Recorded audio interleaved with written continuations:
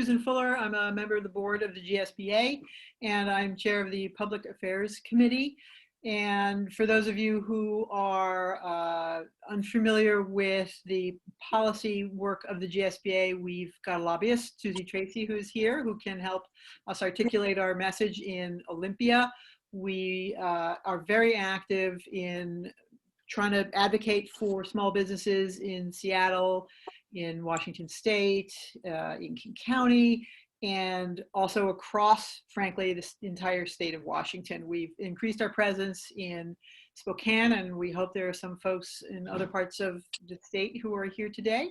And we're beefing up our national presence. And I hope everybody brings their questions and inquiries for our very, very, very highly qualified and informative panelists this evening.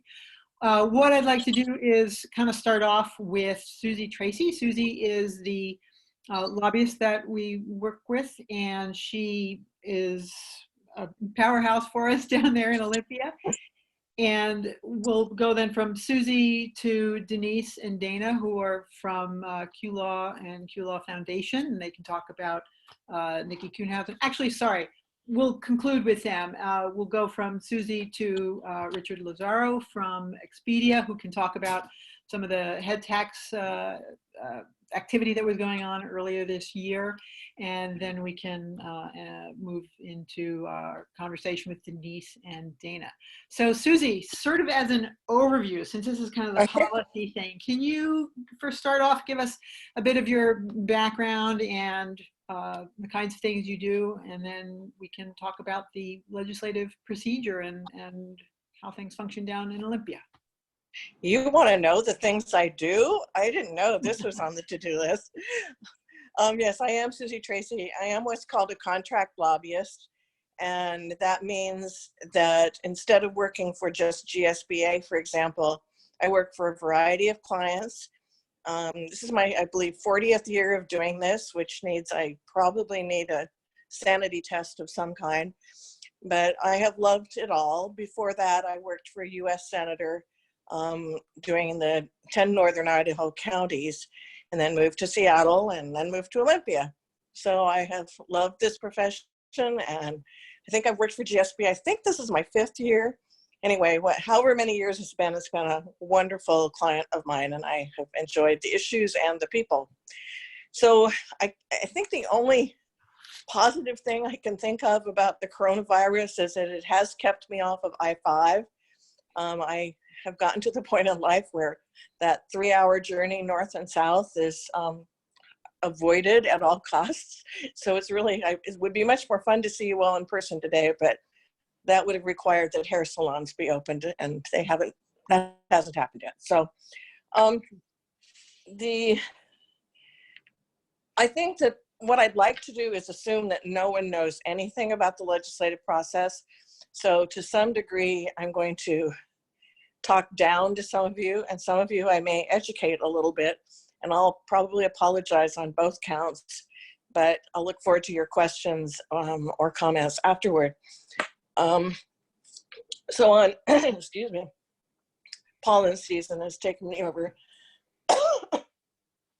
So on January 13th, when the legislature went into session for this year, I got to meet 147 of my very best friends as they came to descended on Olympia for the legislative session. And this is what's called a short session, although we've characteristically called short. I'm sorry, it is going to be a pollen-ridden discussion, but I'll try to keep that down. A short session is always 60 days long by statute. A long session, which occurs every other year, is 105 days long by statute, can't go any longer. But what occurs after that is it used to be possibility, now it's the probability of a special session. So every year as we go into session, we think, well, 30 days looks pretty good, I can do that. But they're almost inevitably special sessions. And the way those work, and we'll talk about that at the very end of what I'm going to discuss with you today, but the governor, the legislature can call itself into session, but they come in with a particular subject in mind. The governor, when he or she calls them into special session, has to do that for a minimum of 30 days. And they come in supposedly with an agenda of items that they will be limited to speaking about, but that's why special sessions can occur one after the other. So as we came in this year, we suspected there would not be a special session, so that got most of us through what I'm going to describe in a minute. And part of the reason for thinking that we maybe wouldn't have a special session and would end on March 12th was that there was a revenue forecast that really put a lot of extra money and resources that the legislature could take advantage of. So they raised some taxes last year, as many of you may know, and we knew that there would be some tax issues raised this year, but with the extra lots and lots of money. There's a disagreement on the amount of money, but there was a lot of money to spend, and they really set out to spend it. So we, as an organization and as all organizations, really didn't expect a tax increase statewide. But there were instead of just looking at taxes as we often do, there was a flurry, a panic, a siege of bills that were introduced rapidly. Legislators can do what's called pre-filing bills from December 1st on. They don't get assigned to a committee, but the subject matter is there and they show up as a sponsor. And if I can just check my notes, in 2020, there were 2,181 bills filed. There are usually, for a special session, there's characteristically 312. So if that gives you an idea of the energy that was required the first few weeks of session to review all the bills that were introduced, and they can introduce them all session, but they really occur mostly in the first several weeks. GSBA and other organizations were just tearing their hair out, even keeping track of the bill titles, much less what was in the bills themselves. Matt fortunately had a nice Excel spreadsheet that was very helpful in keeping track. I'm sure Excel got a lot of extra use this session. It certainly did. And Matt has been splendid about where I have a spreadsheet and he makes it pretty. So very, very nice to work with in that regard. So as we started out with that frantic pace, I mean, we knew it would ease up a little bit, but the way it typically works is that with the Democrats in control of both of the House and the Senate and the governor's office, there was a lot of energy behind bills that people wanted to introduce for purely political reasons, because this is an election year, and really some substantive issues that they cared about and wanted to get out on the table. So because GSBA and I think other organizations here don't just track business issues and don't just track diversity issues, but are really spread out between all the committees. With committee meetings 2 to 3 times a week per committee and the spreading out of the bills that we were following, there was a lot of activity this year. And I think that in a way that was good, but it also didn't always give us the opportunity to really dig in depth into what some of the potential amendments and strategies that we could use on all the bills. And I would say that's pretty atypical, especially. So can you give a sense, like, I know I've heard some stories myself, but you know, a typical day in a normal session, you know, runs what, like, you know, 8 to 7, 8 o'clock, 12 hours or so. And then what was it like this term? Well, hearings start at 8 o'clock typically. I mean, of course, this depends upon, I was going to go into this, but I'll jump into it now. Hearings typically run from 8 o'clock until 5 or 5:30, but especially during a short session, they then go to caucus often for several hours a day. They may be on the floor doing floor action for a couple of hours a day, but that all depends upon what part of the legislative session you're talking about. So early on, it's largely just hearings and the governor's address and the Supreme Court address, but not so much floor action. But I think what most people don't understand is that, I will say lobbyists, but legislators as well. So I have a huge amount of respect for what most legislators do that most people in the state don't realize, is that 5:30 comes and, you know, there is entertaining now, but not anything like there was 30 or 40 years ago. They go back to their offices. They do a lot of communication with their constituents. They talk with staff. They're writing amendments with staff. They're sometimes communicating with lobbyists. And then lobbyists are at home or in their offices, reading bills, writing emails to the clients, trying to get answers. So it is a, you know, whether it's 30 days, 60 days, 105 days, it is a very intense period of time for everyone who's involved in the legislative process. And most legislators, I would say, are very dedicated to that process and are committed time-wise. And I'm not saying that they never go have fun or have dinner with us, but this session, I mean, I like to entertain because I think that's a really good way to, you know, find out who people are and who their kids are. And I did it once this session. I mean, if that gives you any idea of the kind of session it was. I think we saw reports of like sessions going to midnight or beyond midnight. So, and I mean, that's toward the end of, yeah, Susan, you're absolutely right, of course. That really happens toward the end of session as they're really putting the budget on the floor, doing some of the more intense tax issues, that sort of thing. There were a lot of long nights toward the end of session. So let me I'll just jump ahead for that as well. Like I said, session was due to end on March 12th.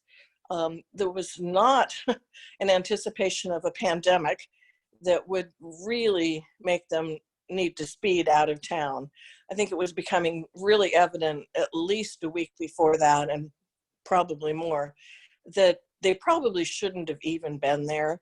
You know, that social distancing did not occur in the Capitol building. I got to the point that I basically tried to work more from my office than in the Capitol, which is really very doable because of email and texting and that sort of thing. But we all thought that with the pandemic, they would close down early. But instead, they just worked all night instead. And there were a lot of tired people. And with the joys of those of you who have not partaken of TVW, that is the statewide network that is apolitical, nonpartisan, and films every hearing and every bit of floor action. And it has a wonderful website about a way to track bills and see what's going on in any committee. And it's a wonderful way for people who can't come to Olympia or don't choose to come to Olympia to see who has testified in the House Judiciary Committee on House Bill 1271. So I encourage everyone to spend more time than you might want to watching TVW. It will really help you learn the legislative process, the personalities that are involved. And I think another advantage of it is that if you're not familiar with the legislative process, you become so much more quickly educated about it. And then you're a much better voter, a much better person to evaluate legislation. I am an enormous proponent of TVW.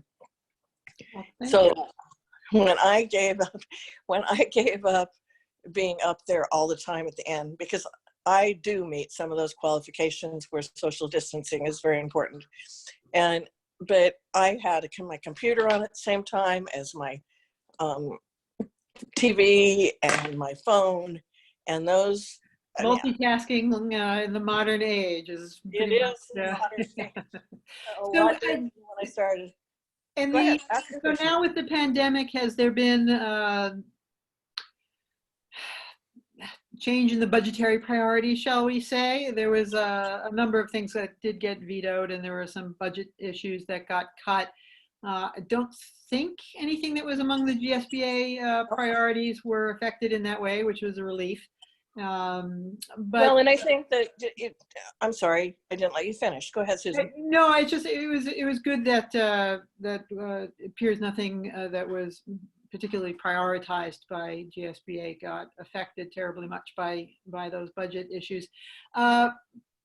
Any Can I interrupt and answer that a little bit? Oh, yes, please. GSBA, as you may all know, before session ever starts, has a list of priority issues that they want to look at. And by the time this crazy sessions got underway, I think there were about 40 or 50 bills, which is, you know, very reasonable number until you're trying to digest them all. But by the end, I think there were about 10 left. None of them had fiscal impacts that were ones that we thought the governor would veto. But the governor did, by the time the pandemic was very clear and the legislature had appropriated overnight $200 million to begin to address the pandemic, I think the governor made a very wise choice and vetoed about $435 million of things that were in the budget and other pieces of legislation. And that's anticipating that there would be a need for a lot more money to respond to the pandemic. So it has had its effect. And how much time do I have left, Susan? I wasn't tracking. Just a little bit, but also we want to know what are you hearing about possibility of a special session? And that's what I was just going to jump to. So that's perfect timing. It is truly a pick a rumor time. There is going to be a need for some more pandemic money for the state. I mean, the unemployment itself, you know, and even though there's federal money involved there, all the things that he vetoed, people want to go spend money on again. But there isn't going to be any money left. So are they going to look at taxes? One of the rumors that I really can't quite believe, but it's pretty predominant, is that they would look again at an income tax. I could speak about the logic of that forever, but that's a possibility. But there will be other public health responses that are going to be needed. A guess, the most serious guess at the moment is that if there's a special session, it would occur after another revenue forecast, so probably would not be until maybe September. Really, then go ahead. That late? Well, I mean, they want to see what revenue projections look like. So they're not going to, they certainly won't do one with this next revenue forecast. Well, I shouldn't say certain because nothing's certain these days, but it's improbable that they would do anything before this next revenue forecast, and that they will probably wait and see what the one after that is like. But I don't know how they can avoid a special session. But if you think about September, and Susan, this is where you're absolutely right, that's not very far from an election. And there will be an enormous turnover. I don't think I can remember a time when there have been as many legislators, significant legislators, who have chosen not to run again. And so there will be a turnover. I don't believe that the Democrats will lose power in either the House or the Senate. There's lots of guessing about what will happen if Joe Biden wins. There's every supposition that Inslee would take Governor Inslee would take a cabinet position. That makes the race for lieutenant governor very interesting, because that person would move up to governor if Governor Inslee were to leave. So there's a lot of political reasons to not have a special session right then, but it is all rumor. First, people really need to make it through this next serious month or two, trying to get some people back to work again. So the only other thing I would mention, and it is all out of order, was the legislation that had to do with local tax revenue for King County, and the legislation that did not make it, but there will be, I believe, an effort to do that again at some point, and it could occur in special session as well. Okay. So that's my summary. You have perfect timing because that was a perfect setup for our next panelist, Richard. And Lazaro. Richard, I'm dying to hear your rumor mill. I got nothing. I got nothing for you, Susie. No rumors. Well, thank you, Tracy. And there's a question that someone asked, which I think will be addressed more by the GSBA itself, perhaps, than by you. But the question is that given the challenges presented by the COVID crisis, what is the biggest policy challenge for LGBTQ business owners in our state? And I would just say tentatively at the moment that the biggest challenge is the same challenge for any business, especially smaller businesses in our state. At this point, this disease obviously is indiscriminate, and I think that the struggles of LGBTQ businesses are essentially very similar and closely mirrored by the struggles of so many other businesses. Right. I think I can only agree with that. Yeah, and I think it probably has yet to shake out as to what particular issues may arise for LGBTQ businesses. But if anybody sees anything that they think needs to be addressed, any of the panelists or anybody on tuning in that are of concern to you, then please do contact us at the GSBA and let us know what your concerns on or what you're experiencing or what you're hearing about any particular needs. Well, and Susan, don't you think that will depend upon what businesses are opened in what order, whether there is a staggered approach, et cetera? Yes, absolutely, and how the federal money goes. And there's so many balls in the air right now. I think it'll take a little while to see, how things shake out. Well, thank you so much, Susie. It's really thanks helpful. for giving me the opportunity. And I know I learned a lot. So that's just great to hear from the horse's mouth, kind of how things go down there in Olympia. And I always think you're the one who teaches me. So. Well, you're too kind. Richard, welcome. Afternoon. Thank you for taking the time to see us today and taking time, I would say, out of your busy appointment book, but out of your busy Zoom schedule, yeah. As everyone is. Can you give us a little bit of information about who you are, what you do? Yeah. My name is Richard Lazaro. I help run government affairs for Expedia Group here in Seattle. I actually work a number of states and provinces, but the bulk of my work obviously is here in Seattle and in Olympia as we sort of finish up moving into a gorgeous new and now empty headquarters in Interbay. So I think I'm here primarily to discuss sort of Expedia's engagement with what Tracy mentioned is the King County Tax Authority bill, which I'll shorthand as 2907. I'm sorry, say that again. Oh, I said the bill number when it was introduced was 2907, and yes. That's how I'll shorthand it going forward, just for simplicity's sake. Yeah, we'll keep an eye on that. So, what happened with the tax, the regional proposed income tax? The interesting thing for some of us on the outside is what fueled Expedia's interest in supporting a regional tax at this time. Well, let me start maybe for folks who aren't familiar with the bill and how envious I am of that. But ostensibly, it would have created a new tax authority for the King County Council to enact a very certain amount of business tax on certain employers for certain purposes, specifically homelessness and housing and public safety. So this was written very narrowly to tax payroll by large employers for high-wage jobs. So folks making $150,000 or more. And then with a really specific plan for how that money is spent. So it is, I would say, distinct from the Seattle City Council's head tax proposals as they continue to come out in a variety of ways. Most, I think importantly for Expedia, that there was a really specific plan and public policy purpose behind the tax.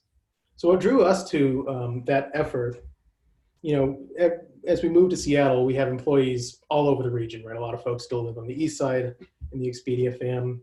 And they read the news. They see that business is playing a role in, or at least could play a role in confronting the sort of public policy challenges in their communities, housing and homelessness being sort of front of mind. And so when this bill came across our desk, and we, to be clear, did not write this, I still don't really know who wrote this bill. But when we saw it, it sort of struck a chord as this is an opportunity for us to engage in sort of being a solution or providing a solution to some of these issues in a way that was regional, that had a great deal of accountability measures baked into it, and that had a really specific plan for actually moving the ball forward on these issues. So that's what brought us down to Olympia.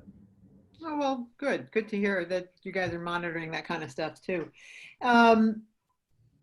So, a lot of the stuff seemed to be taking place behind closed doors, and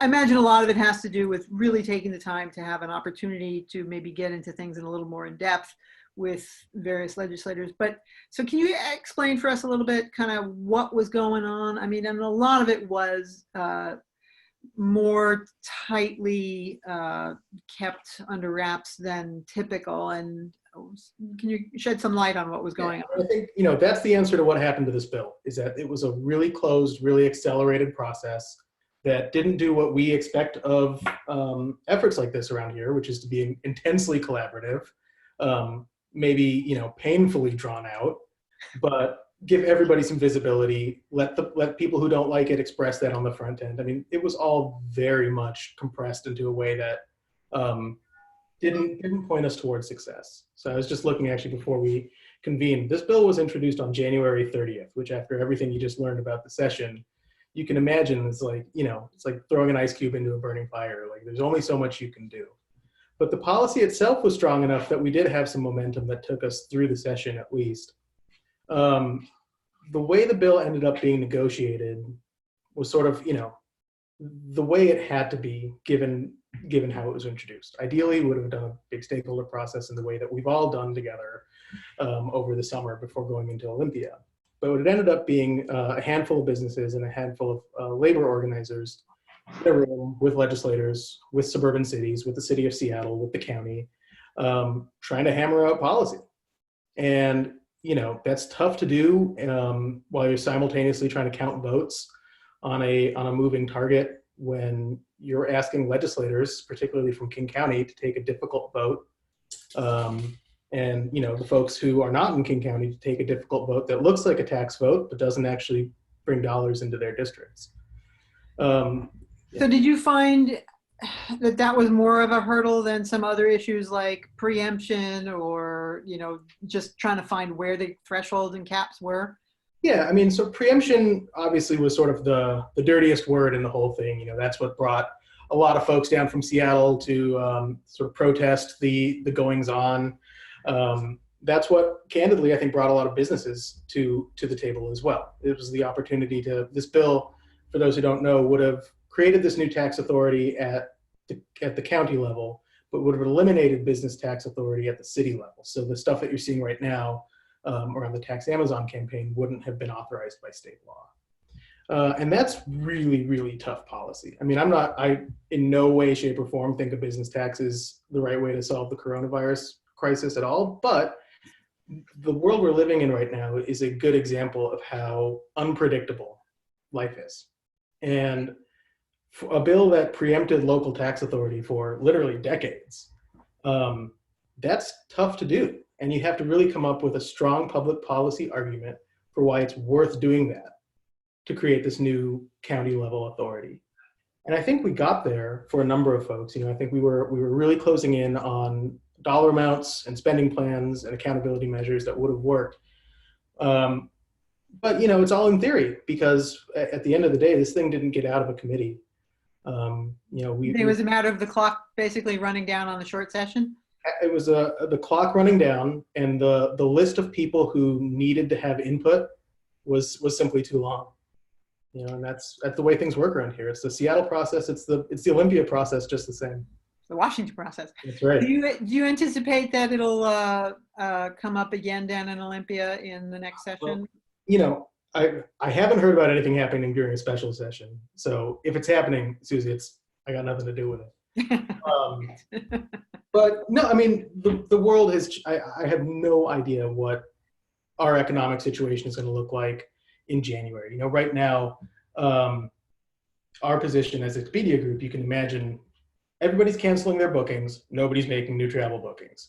Our cash flow situation's pretty different from January's. And so, you know, I think to consider, you know, depending on how things go at City Council, whether actual real progress is being made on housing and homelessness, it's a good question to raise. But I wouldn't go so far as to predict it coming back in the same form just because we're in a completely different universe. All things being equal, except for a pandemic, you know, Yeah, except for that. tends to upset the game board pretty substantively. Any lessons learned in particular that you can Yeah, share? you know, I was surprised, though I shouldn't have been, by how much labor and business had more in common with each other. And our hardest work was managing internally our own coalitions. You know, for those of us who are negotiating this bill, our challenge was managing the other folks in the business community who weren't in that room. And for labor, they had the same problem on, you know, what I'll sort of shorthand as the left, is managing, like, we're actually trying to help people. We have credibility in that space. This is, you know, folks like SEIU and UFCW. But, you know, folks were all riled up on both sides. And, you know, so I think that was the lesson, was that we can find ways to bring business and labor together, and nonprofit agencies too. You just got to take the time. There's no shortcutting that in this town anyway. That is for sure. I see that there's a question here, but from Felipe. Felipe, thank you very much for your question about the stimulus, the federal stimulus effort and the CARES Act and such, and issues with funding the payroll protection program and et cetera. Our panelists today, however, are more focused on state and local issues. I don't believe their expertise lies in the area of the federal issues. And actually, we're going to have, the GSBA is going to have a rapid response webinar on that tomorrow at 10 a.m. So I strongly urge you to tune into that. And there should be somebody there speaking who's from the SBA, who hopefully will have some more current information. I know there's things being bandied about in Congress right now, but you know, that's not really something I'm particularly privy to. So I do strongly encourage you to tune in tomorrow to tomorrow's 10 a.m. Rapid response GSBA webinar, and you can find the information and links about that on the GSBA website. So thank you very much. And I believe Matt actually just posted a link to tomorrow's webinar. I know that that's the federal issues are top of mind for a lot of folks, but it's really important not to lose sight of what's going on in Washington and frankly, you know, what the effect of the pandemic has been so far. And I think, as Richard has made clear, the issue of just dealing with the pandemic is going to toss the budget in array, and the state budget in many respects. So that has a big impact on the tax question. So there's a big ripple effect throughout the economy and throughout policy, and I think we'll all see how that shakes out. Nobody's got a crystal ball. And Richard, do you have any final words you want to share with us this evening?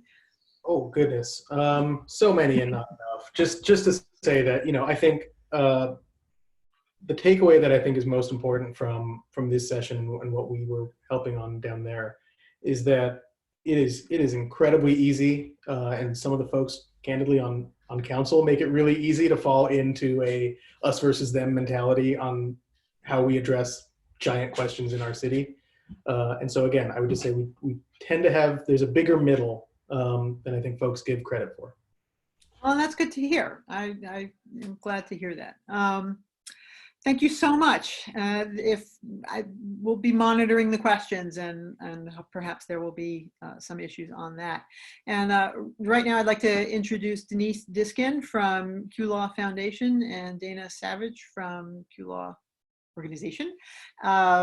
They can speak to some of the successes, the particular notable success we've had this year, the community has had with the Nikki Kuhnhausen Act, which has some consequences for folks who engage in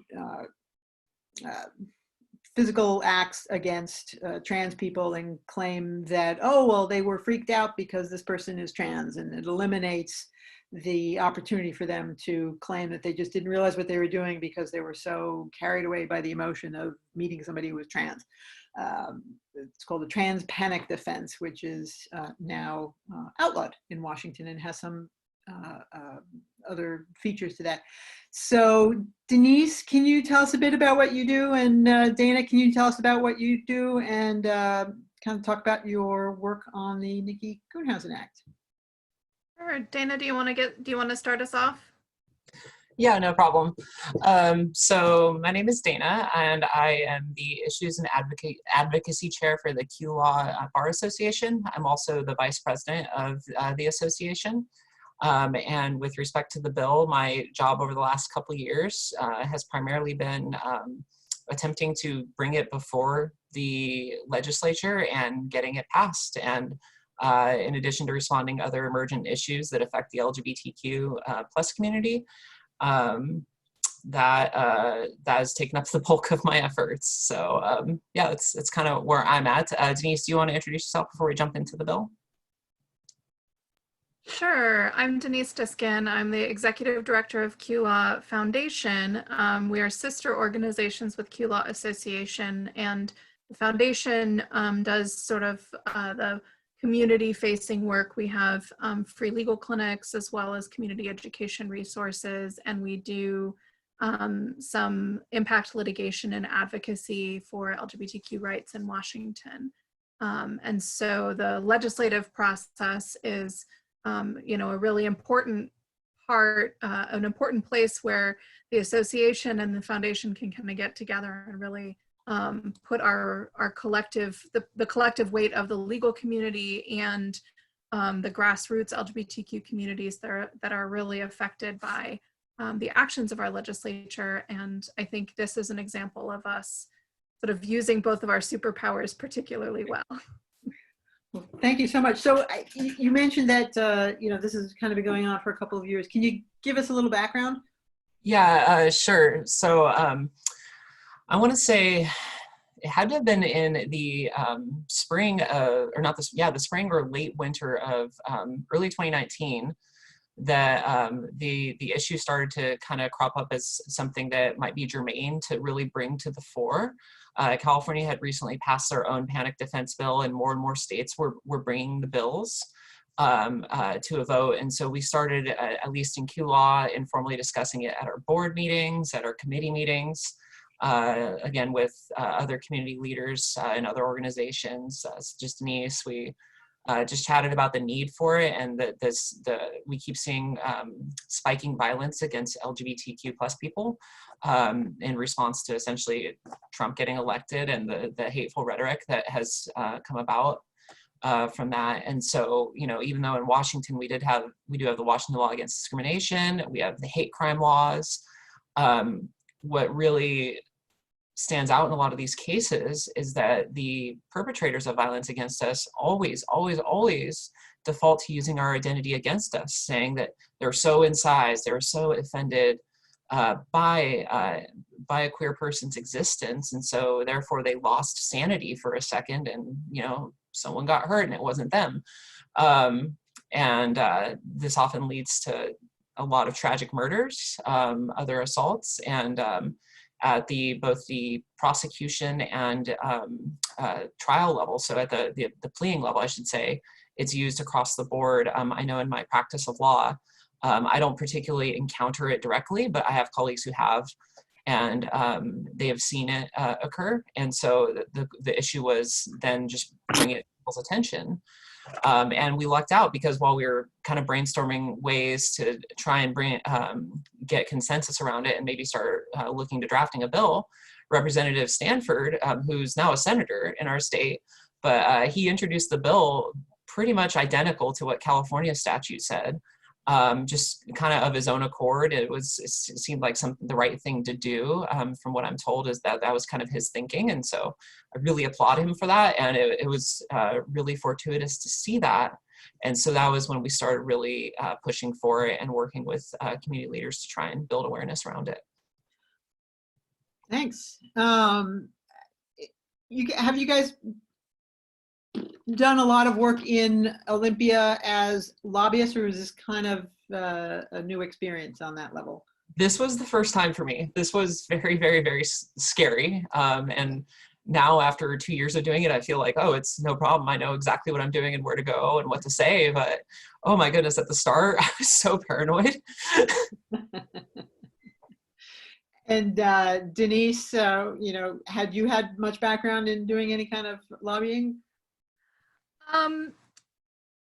Not real directly, no. And I have to give Dana credit because she went down and actually gave testimony at one of the key committee hearings, and really was just so compelling. I tend to stay much more safely ensconced in my office writing vehement letters.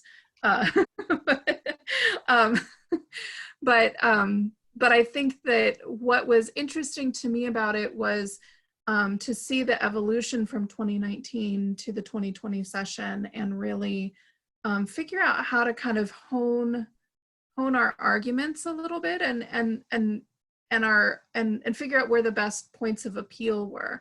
But before, I want to talk more about that and some of the nuances of how we kind of strategically approach this. But I did want to give Dana a minute to talk about the experience of testimony in this particular case, because she just gave such beautiful, heartfelt testimony and was also there with Nikki Kuhnhausen's family, who also testified. And it was, I watched the whole thing and definitely was crying on the bus, watching everyone's testimony as I was, with my little headphones in and watching it on my phone. So Dana, do you want to talk about that experience for a minute?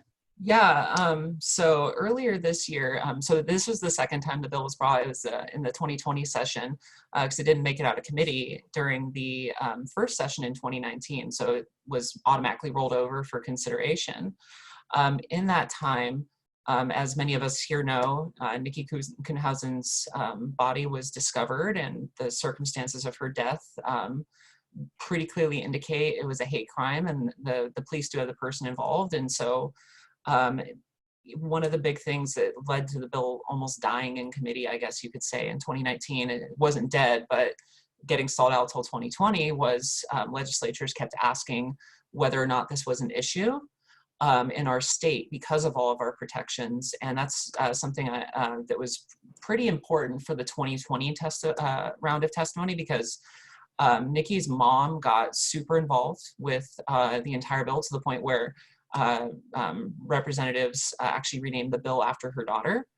And when we testified, Nikki's mom got to share with essentially all of Washington, and by virtue of anyone who watched the testimony, the world, a little bit about Nikki's life and what it was like having a trans daughter and how important she was to her, and that someone just took her away from her on a moment's notice, all because she was trans.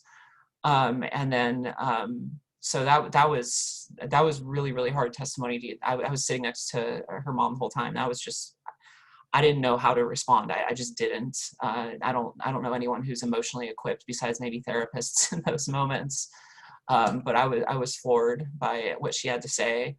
And then when my turn came around, I got to share, I would argue, albeit a far less compelling story, but still scary, my own story, all the same, of about a time when I was assaulted very early on after coming out, and how that taught me fear for being a queer person in the world on a level I was already afraid of being out before then, but now that I was out and someone was actively getting in my face and threatening to take my life, I saw it as an issue where people are going to keep doing this. And, you know, the point of it was, this isn't going to stop it, but it's going to draw that line in the sand. It's going to tell people that we aren't going to let you use a queer person's identity against them.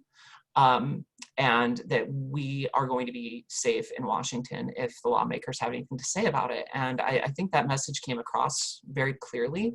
I know Senator Peterson, it was almost went without saying afterwards, he passed it all the way through. And I know he's, you know, within the community a strong ally, but he's still just as concerned as any legislature on, can this pass? What are the optics around it?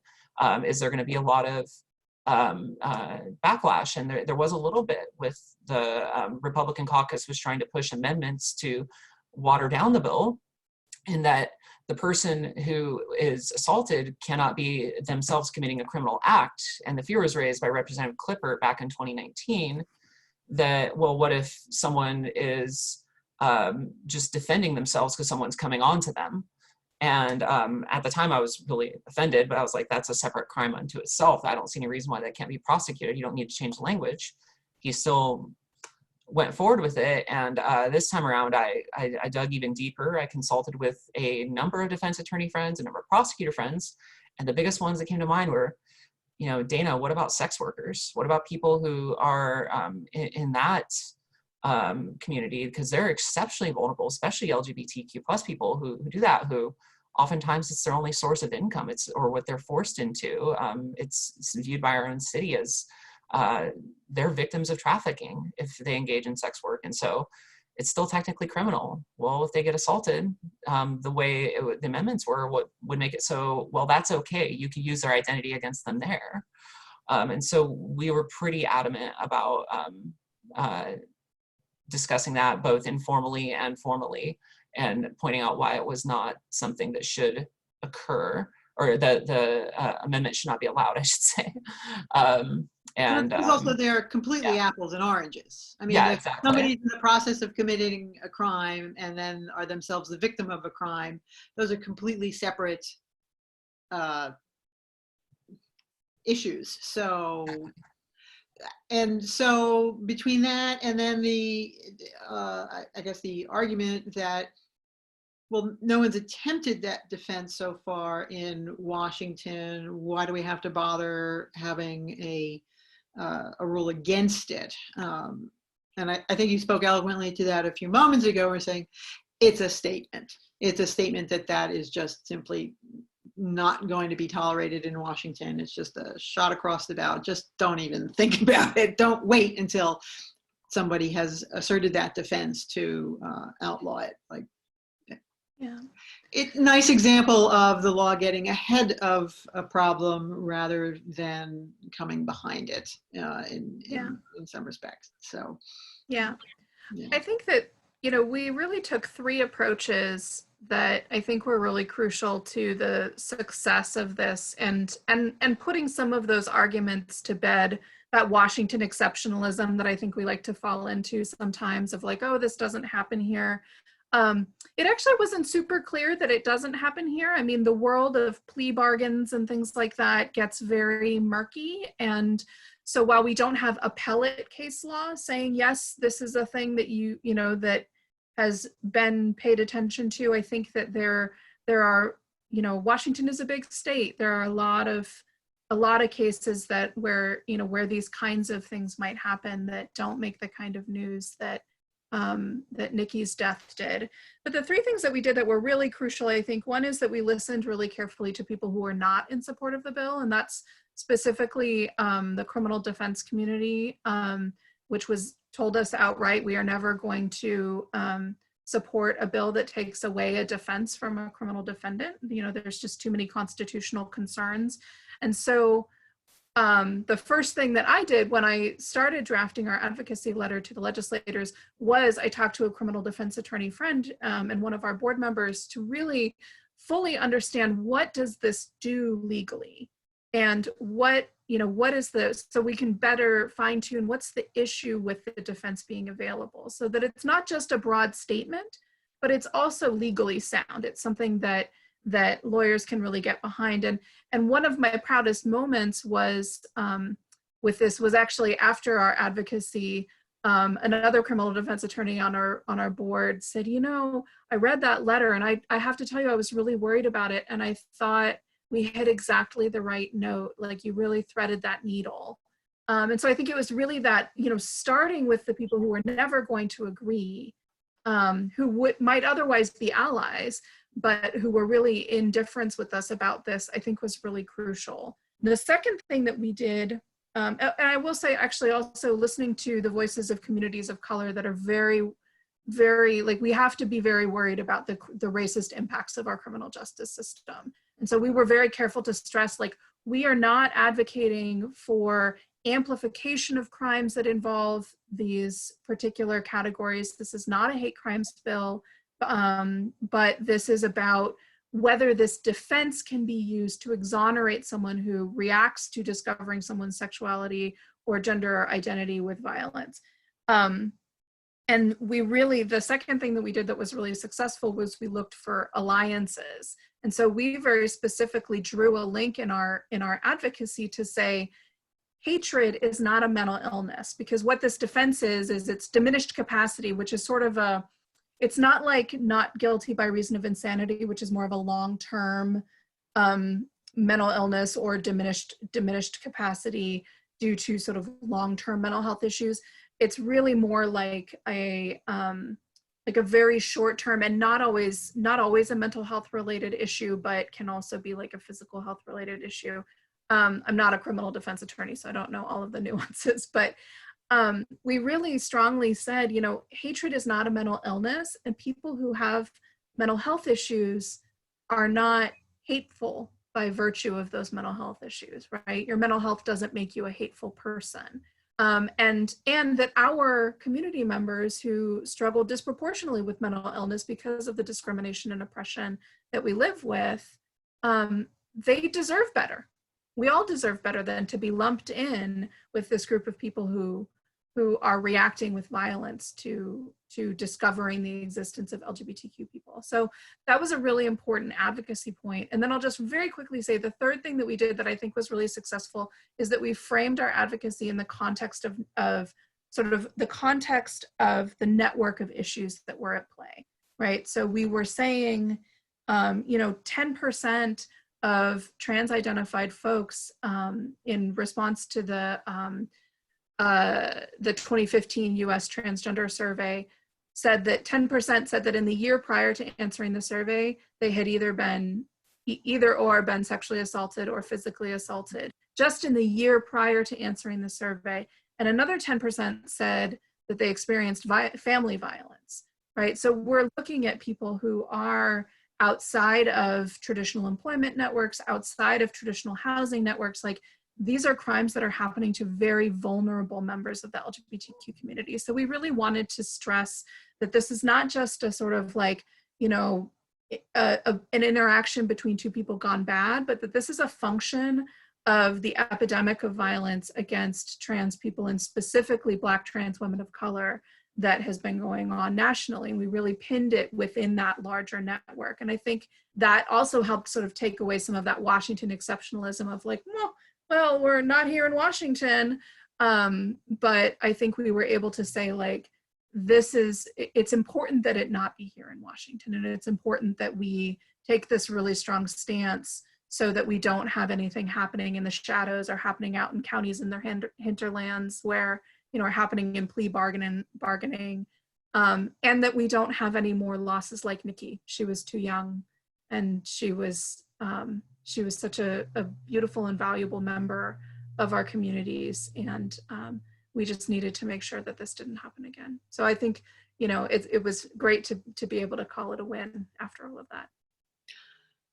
Thank you so much. And have you heard from other states or other jurisdictions as to whether they're picking up the banner and running with it, or trying to explore what it would mean for their communities? Yeah, I mean, not specifically, but Washington was one of a number of states. I think this is that passed similar laws this year. And so I think that this has really been sort of it's been a cascading effect. And so I think we may be, actually, I'm not even going to hazard a guess at how many states it is, because it would be literally a guess. but I think Educated guess. yeah. But what I do see is that more and more states are putting these kinds of laws forward. There